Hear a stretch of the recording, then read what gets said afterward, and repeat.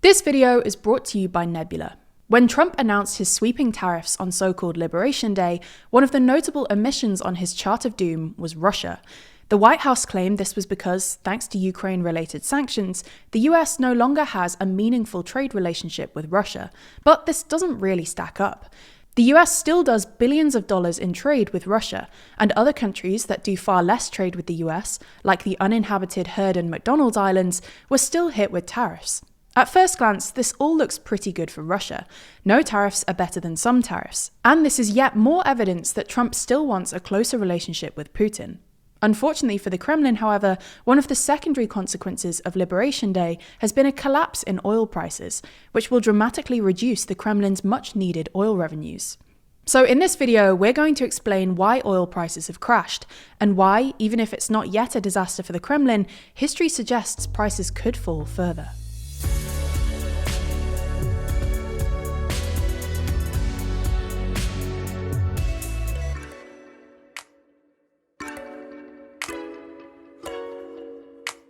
We're getting remarkably close to 1 million subscribers, and currently 72% of you haven't yet subscribed, so lend us a hand and subscribe today. So let's start with a bit of context. Since really the pandemic, oil prices have been relatively high, with the Brent crude benchmark, which basically reflects the average international oil price, hovering around $80 a barrel. This is both higher than the historical average and arguably understates the true cost of oil during this time, because oil imports are usually denominated in dollars, and the dollar was also pretty expensive. You can see this by looking at the so-called dollar index, which measures the dollar's strength against a basket of currencies.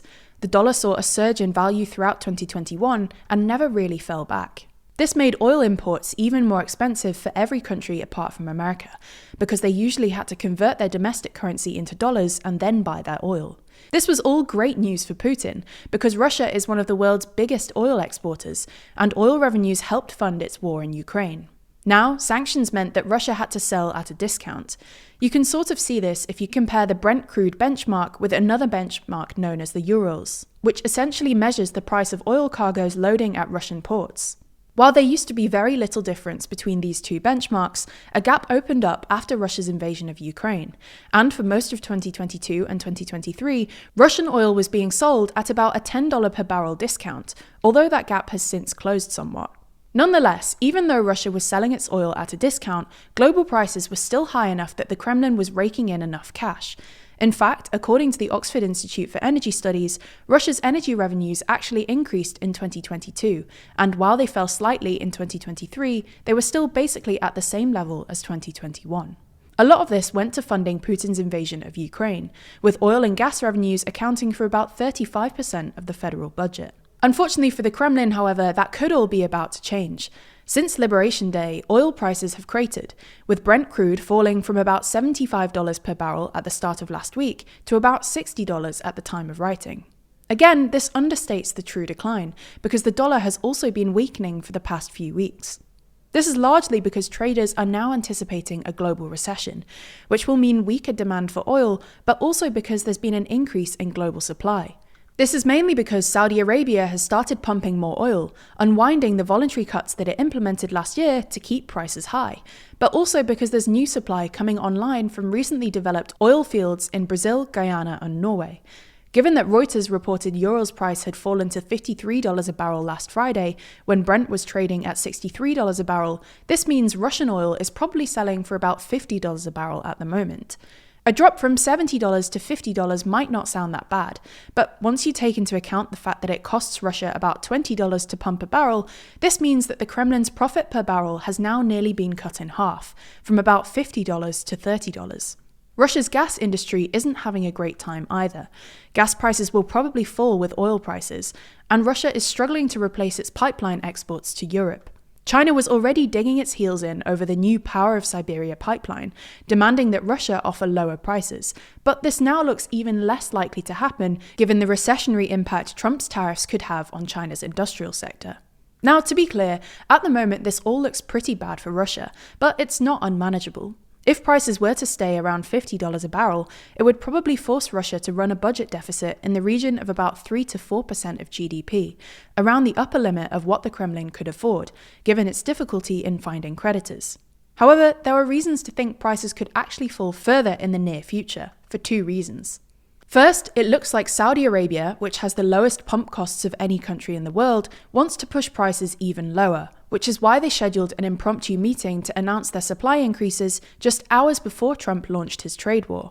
This is both because they want to bankrupt American shale producers, who can only pump profitably when prices are around $65 a barrel or higher and will struggle to roll over their debt with surging interest rates in the US, and because the Saudis want to punish other members of OPEC+, i.e. the international cartel of oil-producing states, who have secretly been pumping more than they should. For context, all OPEC+ members are supposed to agree to produce a certain amount of oil. But, as with any cartel, there's always an incentive for OPEC+ members to cheat and pump more than they say they will. This has happened more and more in recent years, with the worst offenders being Kazakhstan, Iraq, and the UAE, forcing Saudi Arabia to voluntarily cut its own production to keep prices stable, even though that means less cash for the kingdom. The Saudis have apparently decided to take this opportunity to push prices lower, squeezing these cheaters' profit margins now to deter them from cheating again in the future. Second, demand might be even weaker than people think. There are echoes of the 1997 Asian financial crisis here, when a combination of OPEC cuts and persistently weak demand post-crisis pushed oil prices below $10 a barrel. This would be truly catastrophic for the Kremlin, and Putin will be hoping that either Trump or the Saudis blink before then.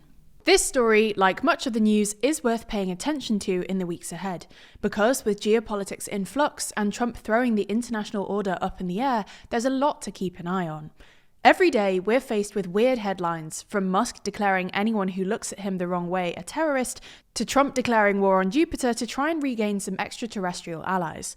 Okay, that one wasn't real, but we do dive deep into the weird world of US politics in our series WTF USA. That's our show where we take big moments from culture and social media and try to explain the political implications of, say, Musk running around trying to put out Tesla fires. Unlike some of our other serious videos, the tone of WTF USA is more lighthearted and takes something of an irreverent look at what's going on. If you're interested, WTF USA can be found exclusively on Nebula. Nebula is also the home to other incredible original content from your favourite creators, like Real Life Law's series War Room. Given how much conflict and geopolitical disagreement there is right now, it's hard to stay on top of everything that's happening. So the show attempts to get you up to speed every month, explaining everything that you've missed and helping you feel more informed. If you didn't know, Nebula is an independent, creator-owned streaming platform that specializes in thoughtful content, from creators like Real Life Law, Wendover Productions, Legal Eagle, and Neo. It's not just WTF USA either. You can also watch every normal TLDR video on Nebula ad-free, and in some instances before they land on YouTube. If you're not a member already, click the link in the description to get 40% off. That's just $36 for a year, or $3 a month. So take the news a little less seriously and check out WTF only on Nebula.